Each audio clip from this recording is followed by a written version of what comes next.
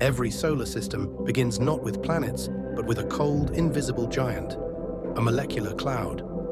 Deep inside, tiny regions become just dense enough that gravity wins the tug-of-war against pressure, and the gas starts to collapse inward.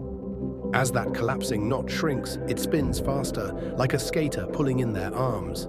The spinning gas flattens into a vast rotating disk around a newborn star with the hottest, densest material closest to the light. Within this disk, dust grains collide and stick, forming pebbles, then boulders, then mountain-sized planetesimals.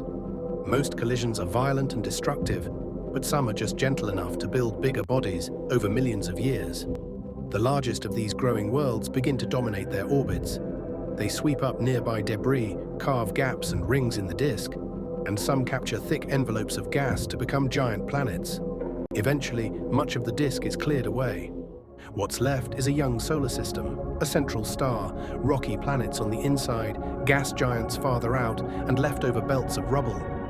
In just a cosmic blink, dust has become worlds, and the stage is set for everything that might someday live on them.